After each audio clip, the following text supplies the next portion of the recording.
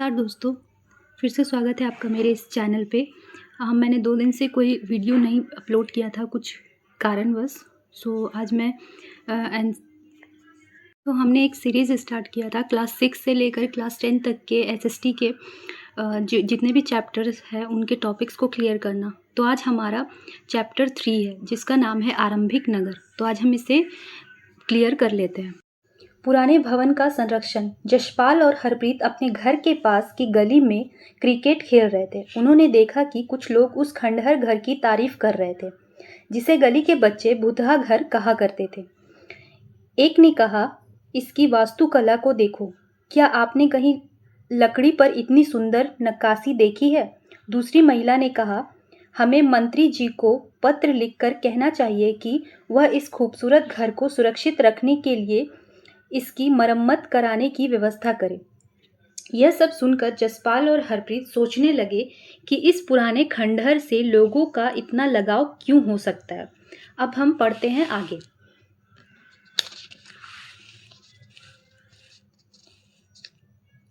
हड़प्पा की कहानी। अक्सर पुरानी इमारत अपनी कहानी बताती है। लगभग 150 साल पहले जब पंजाब में पहली बार रेलवे लाइनें बिछाई जा रही थी। कब बिछाई जा रही थी? 150 साल पहले पंजाब में रेलवे लाइन बिछाई जा रही थी। तो इस काम में जुटे इंजीनियरों को अचानक हड़प्पा पूरा स्थल मिला। किसे मिला था? इंजीनियर्स को, जो आधुनिक पाकिस्तान में है। अब ये कहाँ है? आधुनिक पाकिस्तान में। उन्होंने सोचा कि यह ऐसा खंडहर है जहाँ से अच्छी ईंटें मिलेगी। यह सोचकर वे हड़प्पा के खंडहरों से हजारों ईंटें उखाड़ ले गए, जिससे उन्होंने रेलवे लाइनें बिछाई। इससे कई इमारतें पूरी तरह नष्ट हो गई। ये रेलवे लाइन बिछाने के कारण यहाँ से काफ़ी सारे ईंटों को ले जाया गया और इससे जो है ये पूरी इमारत ये नष्ट हो गई। उसके बाद लगभग 80 साल पहले पुरातात्विदों ने इस स्थल को ढूंढा और तब पता चला कि यह खंडहर उपमहाद्वीप के सबसे पुराने शहरों में से एक है। चूंकि इस नगर की खोज सबसे पहले हुई थी, किसकी खोज सबसे पहले हुई थी? हड़प्पा की। इसलिए बाद में मिलने वाले इस तरह के सभी पुरास्थलों में जो इमारतें और चीजें मिली उन्हें हड़प्पा सभ्यता की इमारतें कहा गया। इन शहरों का निर्माण लगभग 4700 साल पहले हुआ था। इन शहरों का निर्माण लगभग 4700 साल पहले हुआ था। प्रायः पुरानी इमारतों को तोड़कर उनकी जगह नए भवन बनाए जाते हैं। क्या तुम्हें लगता है कि पुराने इमारतों को सुरक्षित रखना चाहिए? आगे देखते हैं। इन नगरों की विशेषता क्या थी? अब इनकी विशेषता हम देख लेते हैं। इन नगरों में से कई को 2 या उससे ज़्यादा हिस्सों में विभाजित किया गया था। प्रायः पश्चिमी भाग छोटा था लेकिन ऊंचाई पर बना था और पूर्वी हिस्सा बड़ा था लेकिन यह निचले इलाके में था। जो पश्चिमी भाग था वो छोटा था लेकिन ये काफ़ी ऊंचाई पर बना था और जो पूर्वी हिस्सा था वो बड़ा था लेकिन निचले इलाकों में बना हुआ था। ऊंचाई वाले भाग को पुरातात्विदों ने नगर दुर्ग कहा। ऊंचाई वाले भाग को पुरातात्विदों ने नगर दुर्ग कहा और निचले हिस्से को निचला नगर कहा है। निचले हिस्से को क्या कहा गया है? निचला नगर। दोनों हिस्सों की 4 दीवारियां पकी ईंटों की बनाई जाती थी। इसकी ईंटें इतनी अच्छी पकी थी कि हजारों सालों बाद आज तक उनकी दीवारें खड़ी रही। दीवार बनाने के लिए ईंटों की चिनाई इस तरह करते थे जिससे कि दीवारें खूब मजबूत रहें। चिनाई मतलब उनको चुनना।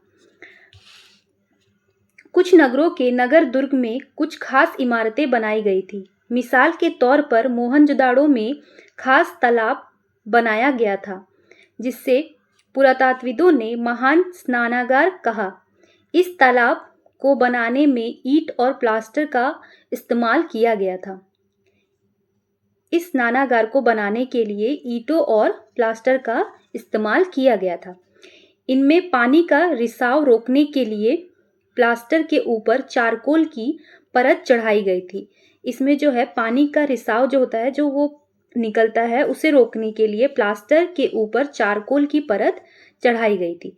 इस सरोवर में 2 तरह से उतरने के लिए सीढ़ियां बनाई गई थी। ये जो सरोवर था इसे दो तरफ से सीढ़ियाँ बनाई गई थी ताकि लोग उतर सके और चारों ओर कमरे बनाए गए थे। इसमें भरने के लिए पानी कुएं से निकाला जाता था। उपयोग के बाद इसे खाली कर दिया जाता था। शायद यहाँ विशिष्ट नागरिक विशेष अवसरों पर स्नान किया करते थे। मतलब कोई अनुष्ठान जैसे कोई पूजा, कोई त्योहार होता था, तब शायद इसमें स्नान किया जाता था। आगे देखते हैं। कालीबंगा और लोथल जैसे अन्य नगरों में अग्निकुंड मिले हैं जहाँ संभवतः यज्ञ किए जाते होंगे। अग्निकुंड कहाँ मिला है?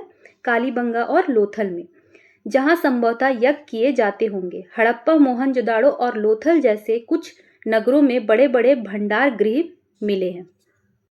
भवन, नाले और सड़कें। इन नगरों के घर आमतौर पर 1 या 2 मंजिले होते थे। घर के आंगन के चारों ओर कमरे बनाए जाते थे।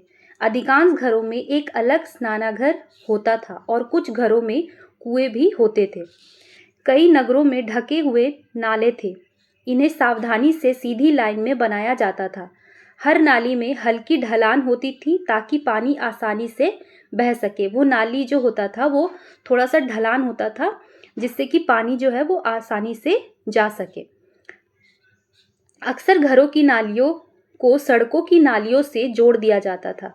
अक्सर क्या किया जाता था, जो घरों की नाली होती थी वो बाहर की नालियों से जोड़ दिया जाता था ताकि जो पानी है घर का वो बाहर के सड़कों की नालियों के साथ होते हुए निकल जाए बाहर, जो बाद में बड़े नालों में मिल जाती थी। कहा था ना अभी, तो यही बोल रहा है कि जो बाद में बड़े नालों में मिल जाती थी। नालों के ढके होने के कारण इनमें जगह जगह पर मैनहोल बनाए गए थे जिसके जरिए इनकी देखभाल और सफाई की जा।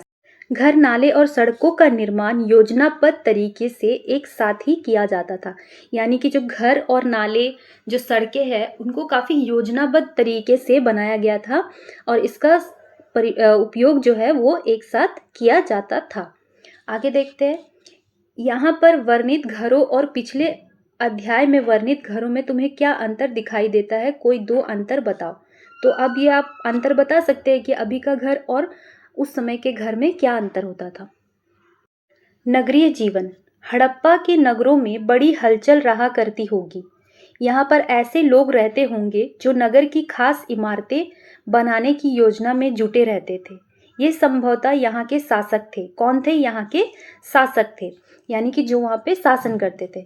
यह भी संभव है कि ये शासक लोगों को भेजकर दूर दूर से धातु, बहुमूल्य पत्थर और अन्य उपयोगी चीज़ें मंगवाते थे। क्या क्या करते थे वो लोग?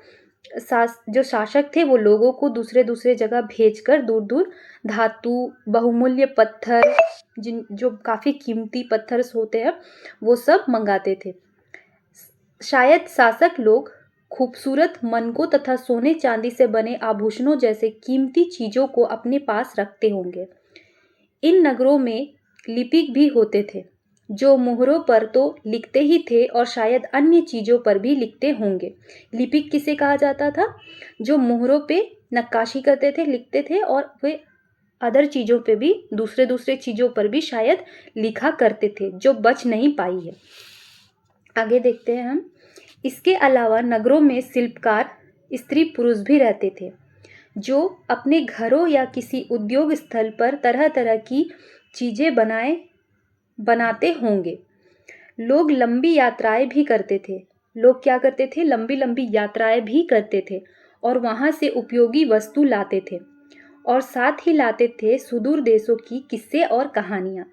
क्या बोल रहा है इसमें कि जो लोग हैं वो लंबी लंबी यात्राएं करते थे और वहाँ से उपयोगी चीज़ों को वहाँ से लेकर के आते थे और वहाँ के कहानियों और किस्सों को भी अपने यहाँ लेकर आते थे। मिट्टी से बने कई खिलौने भी मिले हैं जिसे बच्चे खेलते होंगे। जो मिट्टी के खिलौने मिले हैं, इससे यह साक्ष्य मिलता है कि इन्हीं खिलौने से जो है बच्चे खेलते होंगे।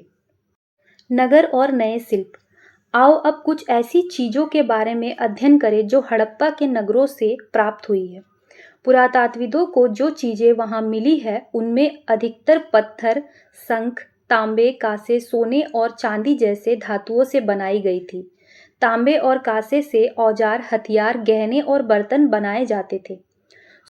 सोने और चांदी से गहने और बर्तन बनाए जाते थे। यहाँ मिली सबसे आकर्षक वस्तुओं में मनके, बाट और फलक है। ये रहा उनका चित्र, मनके और बाट। हड़प्पा सभ्यता के लोग पत्थर की मुहरें बनाते थे।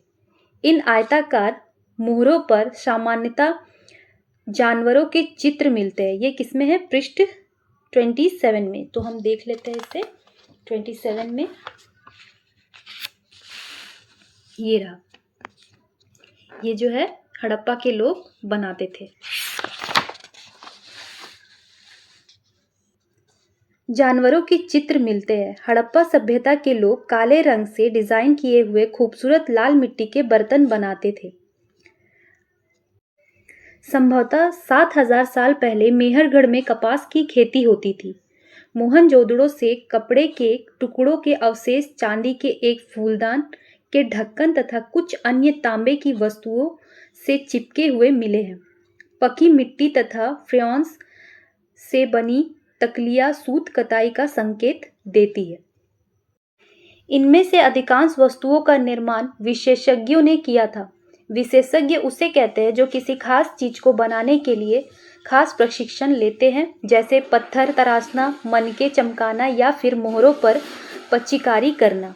यदि पृष्ठ 28 पर चित्र देखो कि मूर्ति का चेहरा कितने आकर्षक ढंग से बनाया गया और उसकी दाढ़ी कितनी अच्छी तरह दर्शाई गई है।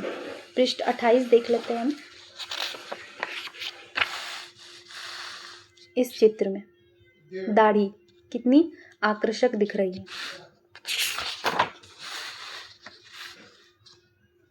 हर व्यक्ति यह किसी विशेषज्ञ मूर्तिकार का ही काम हो सकता है। हर व्यक्ति विशेषज्ञ नहीं हो सकता था। हमें यह पता नहीं है कि यह सिर्फ पुरुष ही ऐसा कामों में प्रशिक्षण हासिल करते थे या फिर केवल महिलाएं ही। शायद कुछ महिलाएं और पुरुष दोनों ही इस काम में दक्ष थे। तो स्टूडेंट, आज हम यहीं तक करते हैं। आगे की जितने भी टॉपिक्स हैं वो कल हम करेंगे। और अगर आपको ये वीडियोस अच्छे लग रहा है तो प्लीज़ सब्सक्राइब करें, क्योंकि अगर सब्सक्राइब करेंगे तो मुझे पता चलेगा कि हाँ, आप वीडियो देख रहे हैं और आपको अच्छा लग रहा है। अगर आपको अच्छा लग रहा है तो मैं इसे कंटिन्यू करूँगी। और अगर पिछले 2 चैप्टर के अगर आपको क्वेश्चन आंसर चाहिए या फिर नोट्स चाहिए तो आप मुझे कमेंट कर सकते हैं, तो मैं वो भी करवा दूँगी। तो प्लीज़ सब्सक्राइब करें, शेयर करें और लाइक करें। Thank you.